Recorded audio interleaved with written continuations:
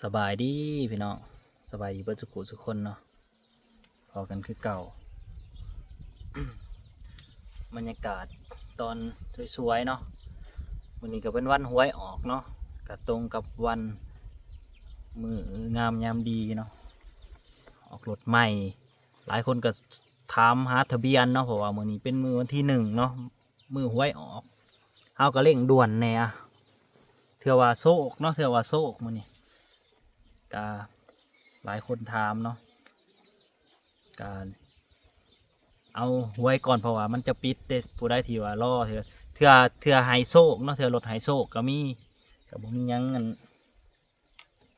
เทื่อว่าโซกไผมันหั่นพี่น้องต้องทะเบียนรถเนาะอันนี้จะเป็นปึ้มสำเนาของรถนั่นแหละปึ้มรถนี่เพราะว่ามันเอกสารครบเด้มันก็จะได้ปึ้มสำเนาได้หยังอยู่นี่มันก็จะมีทะเบียนออกมาเรียบร้อยแต่ว่าทะเบียนยังบ่ทันได้แต่ว่าเลขทะเบียนนั้นมันออกมาแล้วแต่ว่าต้องรอทะเบียนก่อนประมาณ3 มื้อ4 มื้อนี่แหละเป็นเร่งให้อยู่ เพิ่นก็ว่าพี่น้อง FC ที่ว่าติดตามเฮาตลอดนั่นแหละว่าอยากได้ทะเบียนเด้อว่าท่านเลขสิออกมื้อนี้หวยจะออกมื้อนี้วันนี้ก็ถือว่าเป็นโอกาสเนาะ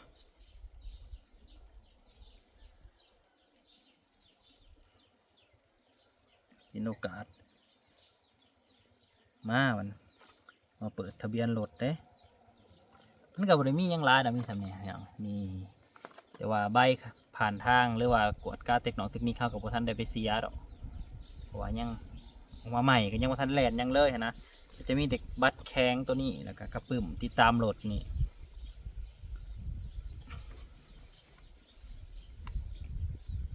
แหละ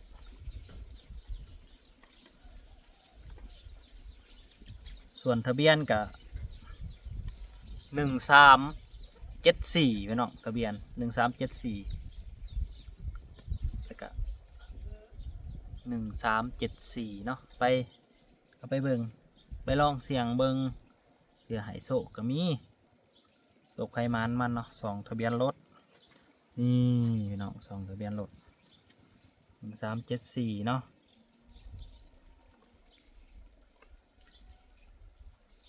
เพราะว่าตรงกับวันที่1 เดือนกุมภาหวยออกวันหวยออกซะวันหวยออก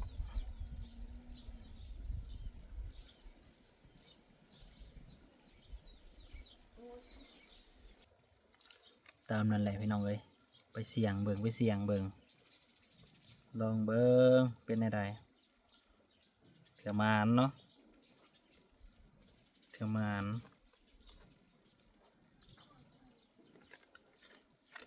คู่มือรถ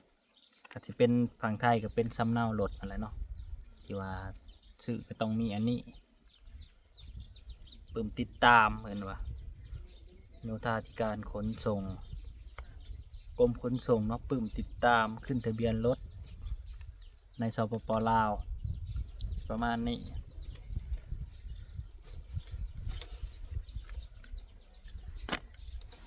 ผู้ใด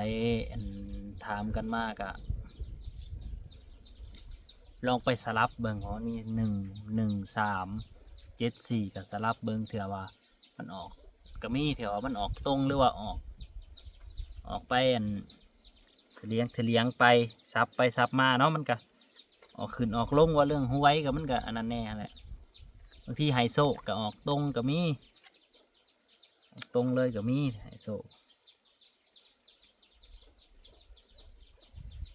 ตรงเลยก็ของมันแล้วเนาะพี่น้องว่าเฮาคนหนึ่งที่บ่ค่อยมักซื้อหวยปานใดดอกพี่น้องเอ้ยพอเรื่องหวยก็บ่ค่อยมักปานใดบ่ค่อยมักซื้อปานใดหวยเพราะว่าซื้อมันก็บ่ค่อยถือนะก็เลยว่าบ่ได้ซื้อบ่ค่อยถือซื้อก็เพราะปานนั้นล่ะฮอดบ่ซิวส่วนหลายน้องหน้ามักซื้อเนี่ยบางทีก็ถือบางทีก็บ่ถือ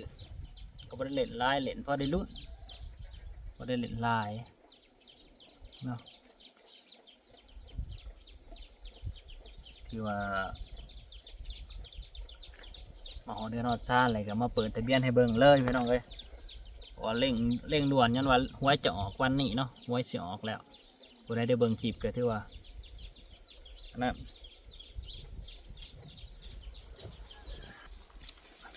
มาหอดเทือนแล้วทำแม่กับผูกแขนให้เรียบร้อยแล้วแหละพี่น้องเอ้ยผูกแขนให้แล้วแต่รอแต่รับส้มคลิปอยู่ซองน้องหนำเนาะตอนนี้ก็มาเปิดหวยก่อน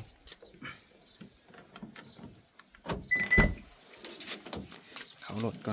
นพี่น้องเอ้ยโอ้ยบอกคิดว่าจะได้มานั่งแบบนี้ได้บอกคิดว่าจะได้มานั่งแบบนี้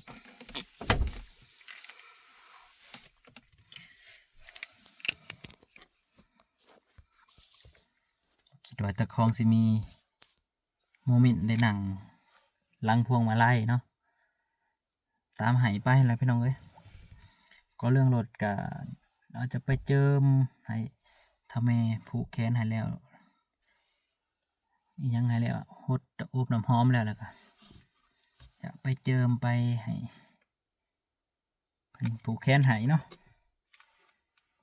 ว่ายังบ่ได้ก็จัก3 วัดป่ะเพื่อความเป็นสิริมงคลเนาะนี่เพื่อความเป็นสิริมงคล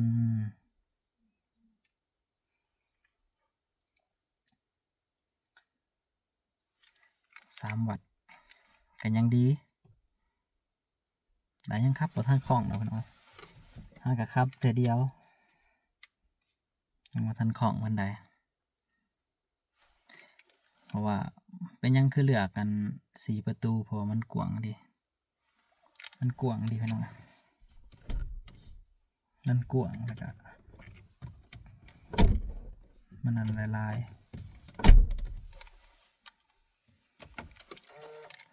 ให้เบิ่งเลื่อนไม้ก่อนเนาะให้เบิ่งเลื่อนไม้ก่อนหลายคนก็ถามว่ารถอันเป็นรถมือ 1หรือมือ 2อันรถนั้นเป็นรถมือ 2จากฝั่งไทยแต่ว่าเป็นมือ 1ฝั่งลาวเนาะขามาก็มาเสียภาษีอยู่ลาวก็เป็นมือ 1ฝั่งลาว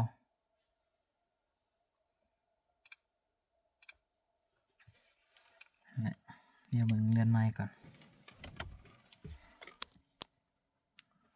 เลื่อนไม้นี่แล้วรถกระแลนได้อยู่30,000 ปลายกิโลแล้วนะเป็นอีซูซูดีแม็กเนาะ2020เดี๋ยวซีรีวิวให้เบิ่งคักๆซีรีวิวให้มันคักๆไว้เบิ่งคลิปหน้าไปหน่อยทำมา2 เลขเพื่อเอาหวย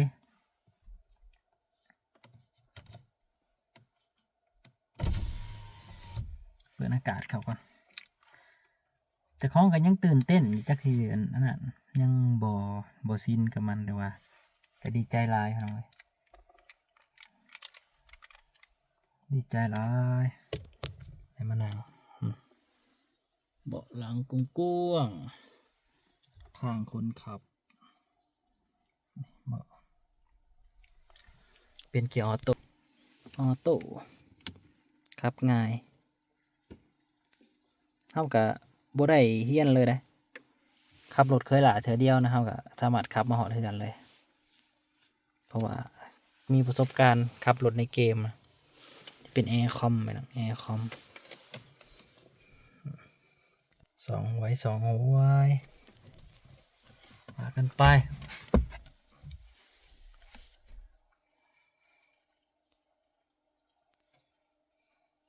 ที่แรกจอดอยู่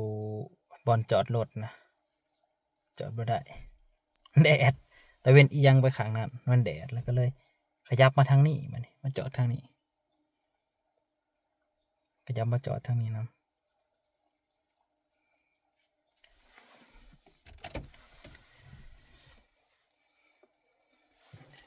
มีรถก็ไว้ใส่ยามจำเป็นนั่นแหละเนาะว่าจะไปเล่นไปเที่ยวมันก็กันเฮามีเงินนะก็พอไปเพราะว่ารุ่นนี้มันก็สิประหยัดน้ำมันกว่ารุ่นอื่นนะประหยัดกว่าหลายเติบอยู่ก็เลยเลือกรุ่นนี้นั่นแหละก็เลยเลือก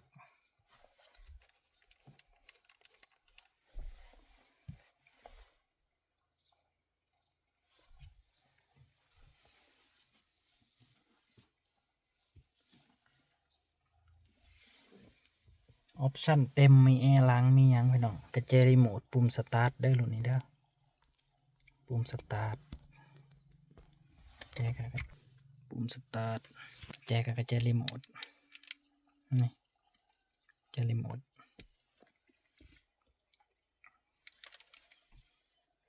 ผู้ใดอันนั้นก็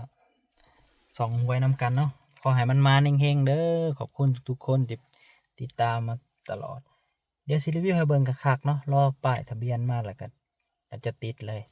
อาจจะบ่ได้ขึ้นไปเอาป้ายเด้